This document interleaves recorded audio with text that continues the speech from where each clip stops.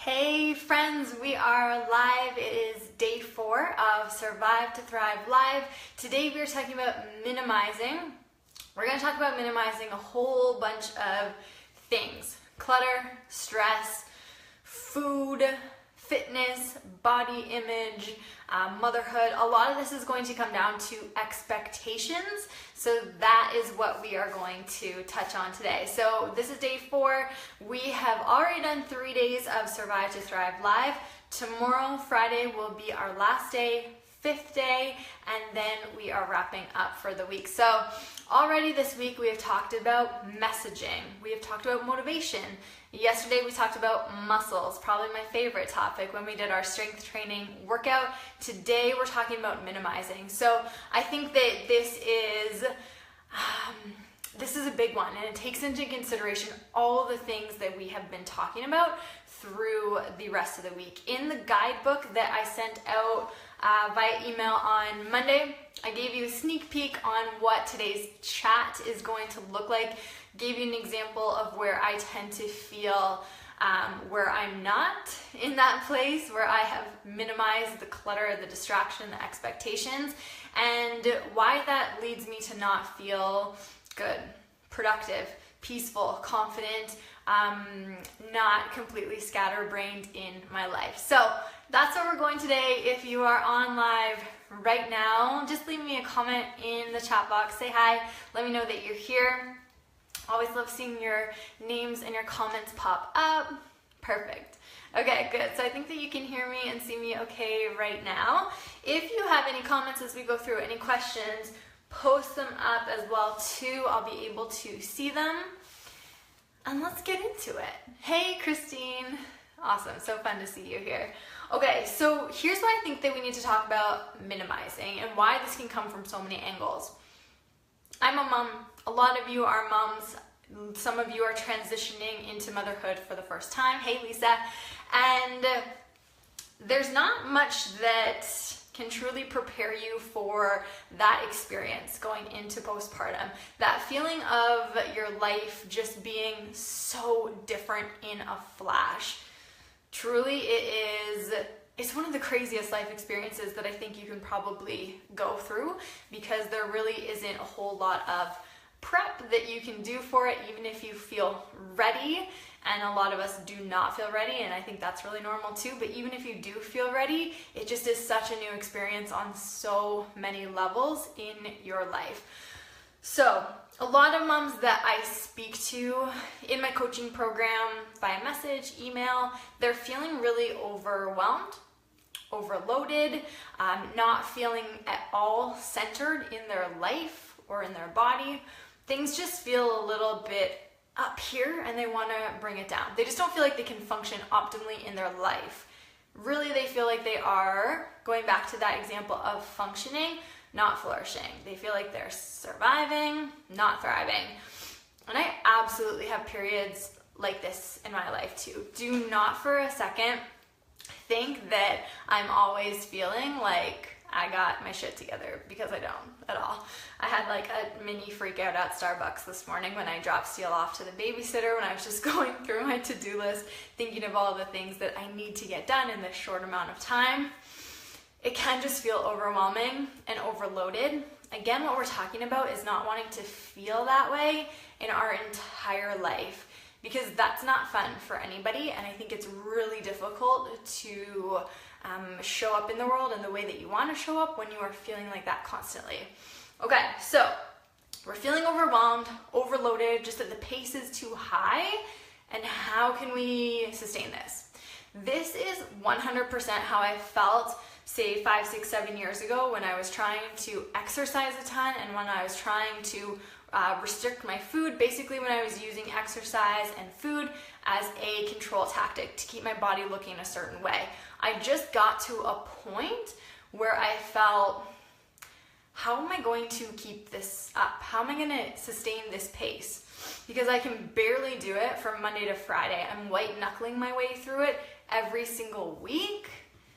How am I going to be able to do this for a year, 5 years, 10 years? And this is a huge factor that I like my clients to think about too, is the way that you are exercising, eating right now Does that feel pretty effortless?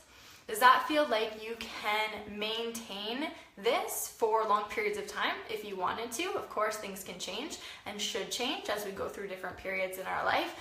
Or does that cause you a high amount of stress? Do you feel like there's no way in hell you are going to be able to keep this up for the next 5 days, let alone the next 5 years? So I'll give you another example of that in a little bit when we talk about expectations, and where I just remember it so clearly as just this moment where I was like, you know what, I don't like to do this anymore to my body, something needs to change. You might have moments of like that in your life too, where you can look back on and be like, that was the thing when I realized this is not for me anymore and things need to change. Okay, so here is what I find when I am feeling like I'm not in that place where I have minimized the clutter, the stress, the expectations, and when I just feel overwhelmed and overloaded. Often it is when I lose presence. So this is something that happens to me regularly still, that I continue to work on. When I feel like I have a lot that I want to do or need to do in my business, there's emails I need to get back to, responses I need to give to my coaching clients, but I'm parenting the almost 2-year-old all day.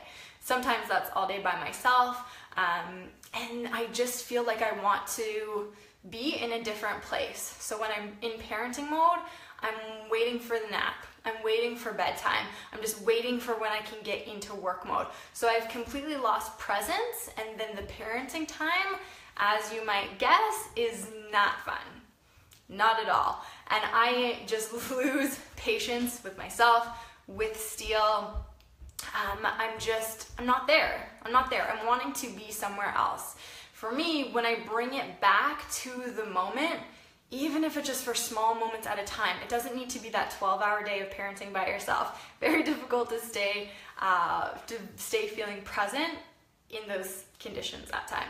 But even if I can bring it back to presence for even small moments, the fun level goes way up. Even if it's really difficult moments in parenting, crazy tantrums, I swear the almost 2-year-old stage is a really interesting one for us right now. We'll leave it at that for today. Even if it's just difficult moments where the kiddo is screaming her head off, if I can just be present in that moment, not try to control it so hard, but just show up and be there, things feel way easier and way simpler. Does that make sense? Do you feel that too? If you have moments that are overwhelming, if you can just even step back for a second, let the feelings be there, but not try to control them so hard. That to me is really being present. It's really being in the experience, but not trying to dictate the experience so hard. Probably one of the biggest lessons of early postpartum for me too, and even now, and it will continue to be the lesson, I'm sure, as we go through this parenting journey.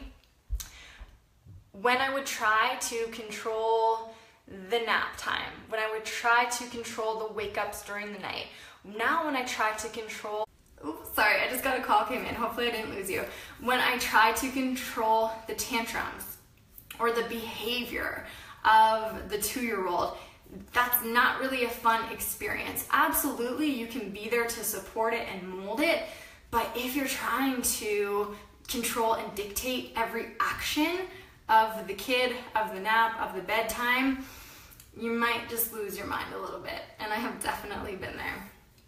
So another thing that I like to remind myself of in these moments, so action over anxiety. This is something that my coach Jill Coleman talks about often, action over anxiety. So when you are in these times where you do feel overwhelmed, you feel anxious, you feel like you're about to lose it, you feel like you don't know what to do next, maybe you're a little bit paralyzed by those feelings, take action. This is something that we talk about with my 2 pregnancy and beyond clients often too. If someone gets a month behind on their workout program, not an issue, never an issue. They often though will feel anxious about getting back into the workouts. They're not sure where to start. They're not sure if they'll be able to do a whole workout. It's fine. We just take action, whether it is first circuit. Whether it is doing one strength training workout this week instead of the usual 3 that they were doing a month ago. I find that whenever we take action on something, that feeling of anxiousness really can slide.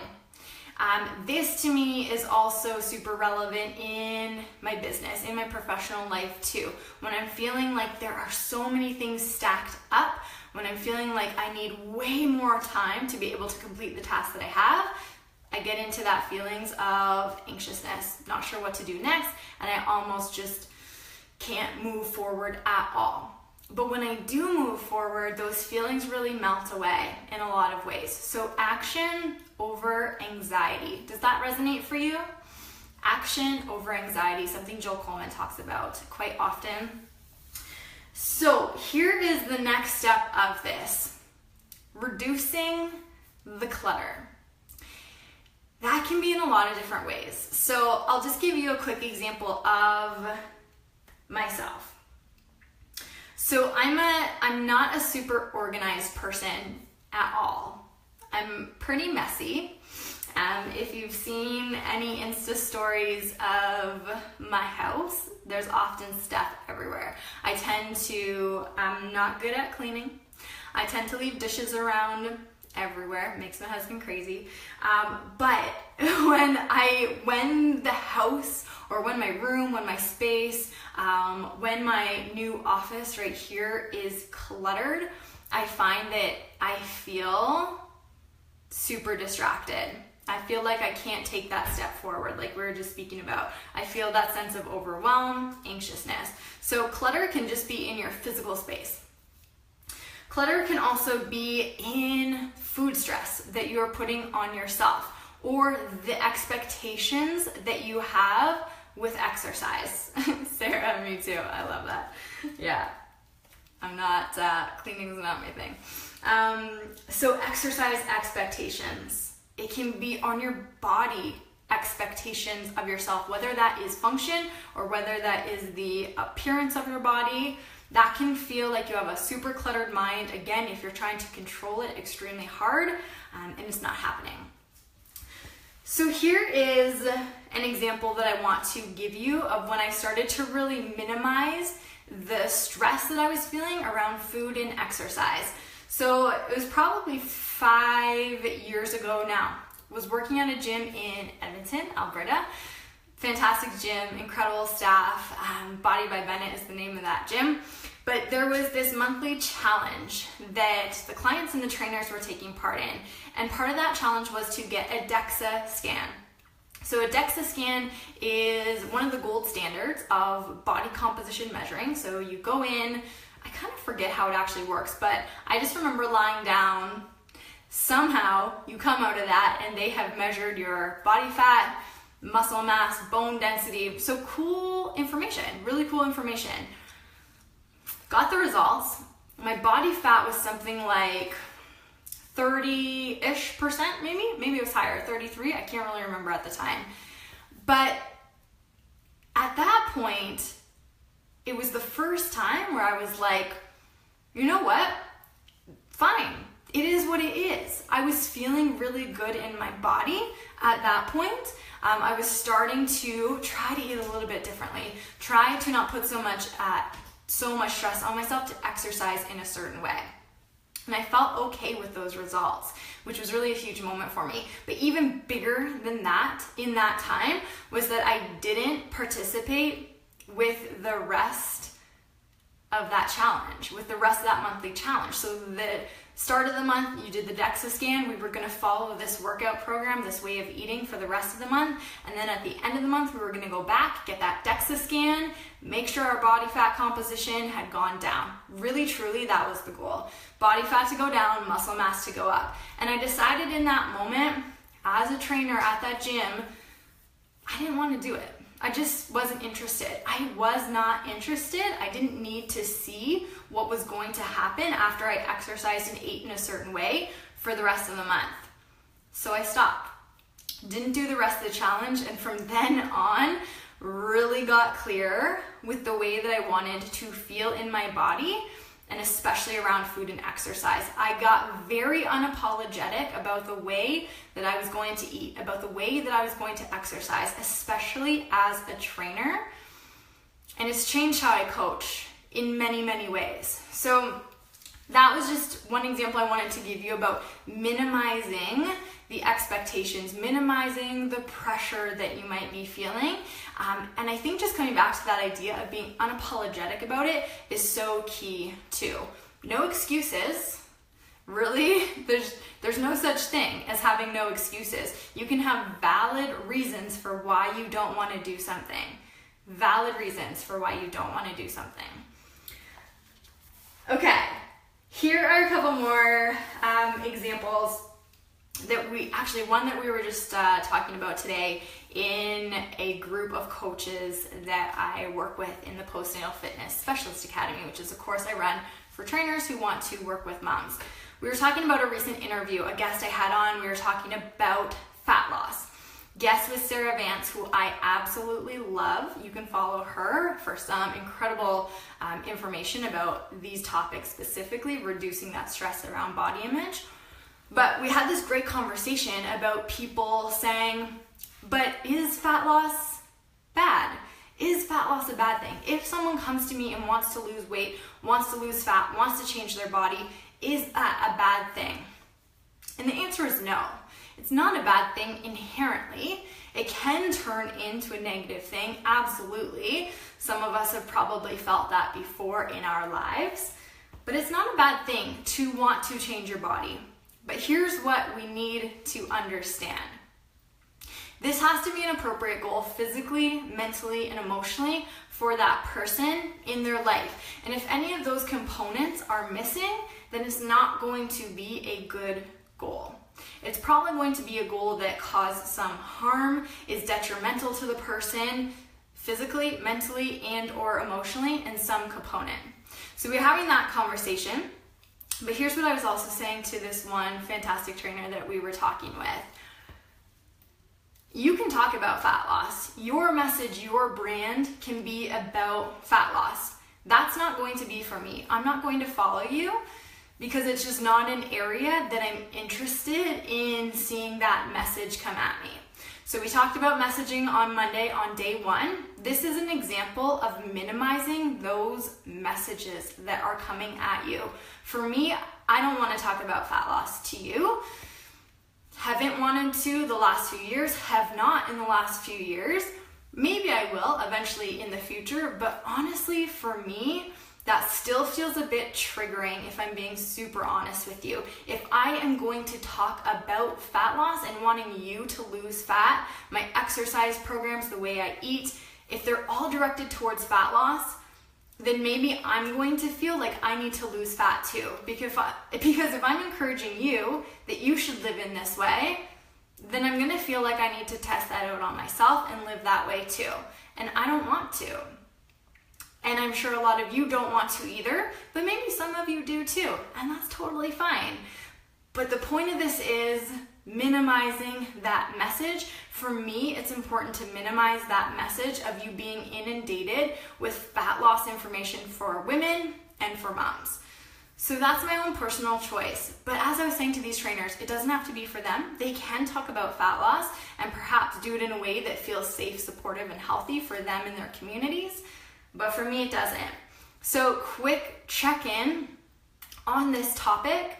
Have you minimized the message that has been coming into you, maybe that you're seeing on social media, that doesn't feel good for you anymore? That was your task for Monday. Quick reminder to keep doing that, to keep minimizing that message if it's not feeling right in your life for you right now. It can change. It can always change. Okay, so one more point that I wanted to talk about minimizing expectations. Minimizing your expectations, because I think this is where a lot of stress, anxiousness, overwhelming feelings can come from, is when our expectations are extremely high and we're not meeting them, and that feels stressful. This is something that I've been thinking in terms of parenting lately too. Needing to remind myself that my kid is almost 2. This is a huge time of growth, developmental stuff, just a lot of things happening in that little almost 2-year-old body and brain. And my expectations of her need to match that. So if she's losing it at the grocery store in the lineup, me losing it, probably not going to be a helpful situation. I cannot expect her to last through the grocery store trip without probably getting a little bit hangry, irritated, wanting to run, wanting to move her body in space, because she's almost 2. So my expectation is not matching up with her behavior, and that is fine. And then we just need to be there, present in that moment, and try to get through it as best we can, which is not a fun situation. But if we're actually just present in it and we check in with our expectations of the kiddo, it can feel a little less stressful for us. And also the expectations that I put on myself as a parent. It's actually not my duty to keep my kid in line and my kid from not feeling feelings. I think that's a huge one. So again, not controlling the situation so hard, minimizing that need to control, minimizing the expectations that I place on the toddler and on myself can just make things go so much smoother. Okay, I think that's everything really that I had wanted to touch on this topic of minimizing. But really, just think about how it fits for you in your life. The expectations that you're placing on yourself, maybe to work out 4 times a week, maybe you're getting in 2. Do you feel stressed or overwhelmed on that? Maybe you can just lower your expectations. Maybe you can meet that 2 workouts a week goal, and that will feel really successful for you. Maybe you've been putting high expectations on yourself to not eat sugar for the next 21 days. Maybe you got to day 4 and realized, you know what, I just want a muffin. Maybe you eat the muffin, and that's okay too. You can always try to reduce sugar the next couple days after that if maybe it didn't make you feel so good. The expectations you're placing on your body that it needs to look a certain way for you to show up in your world. Why do you have those expectations on you? Does this go back to the messaging? Minimize that. Minimize that. And then when it comes to motherhood and parenting, how are you feeling in that zone, in that space? Do you feel at times maybe that the expectations, again, on you, on your kid, maybe they're too high, they're not being met? This is absolutely going to differ depending on the age of your kid. For sure, there's going to be expectations that do need to be met. But just check in to make sure that you're not putting unrealistic expectations on yourself as a mama and on your kiddo as a kid. And lastly, just a couple of reminders. If you do get into those places, because we are going to get into those places where we feel overwhelmed and overloaded, can you just bring it back? So first of all, bring it back into your body. When I was at Starbucks this morning, looking over all the to-do lists, the emails, I felt like I just stopped breathing, like there wasn't air able to come into my body anymore. So step number 1, I just tried to start breathing again, and automatically that always settles me down. This is actually something that happened on Saturday at our couples counseling session that Randy and I were at. We got in there, I was trying to talk through some stuff, and I just felt like I couldn't breathe anymore, and then I was up here, and our counselor Jen actually said to me, take a minute. What do you need to do to get back into your body? And we breathed all together, and it was incredible. Number 2, present. Get back to the experience. Get back to the situation without trying to control it, without trying to control every step or every minute of it. Just be in the experience and let it unfold. Number 3, action over anxiety. So if you are feeling, again, these feelings that don't feel comfy in your body, take action, and you'll probably feel that anxiety melt away. Does that sound good? Christine says, I agree wholeheartedly on the expectations. I love this. Yeah. Oh my gosh. When did we talk about this? Tuesday maybe? Set your expectations as low as possible, and then you always feel successful. It's a really nice way to live, isn't it? Anything else? Did you do the workout from yesterday, our strength training session? I like that workout a lot. If you haven't, scroll down the page, you'll see the strength training demo from yesterday. And again, that workout is laid out for you in the guidebook that was sent on Monday. Tomorrow, last day of Survive to Thrive Live, we're going to be talking about the magic. We've talked about all these different things all week that we can do to help us feel like we are more in thriving mode versus survival mode. And tomorrow we're going to just tie it all together. How can we actually keep living in these ways? How can we keep moving towards more thrivey stuff in our lives and not always defaulting back to that survival mode? Your task for today, friends, I want you to think about the thing that you want to minimize and how you're going to do that. So if something I've said today has really given you a light bulb moment, you thought, that's the thing, I want you to think about how you're going to start to minimize that. Send me a message if you do get through this, if you can think through it, if you can write something down. Send me a message, let me know what it is, or comment below. All right, tomorrow we're talking about magic. I'm excited for this one. Going to be a really fun topic tomorrow. And that's it for today. I think that's good. I think your questions and comments are done.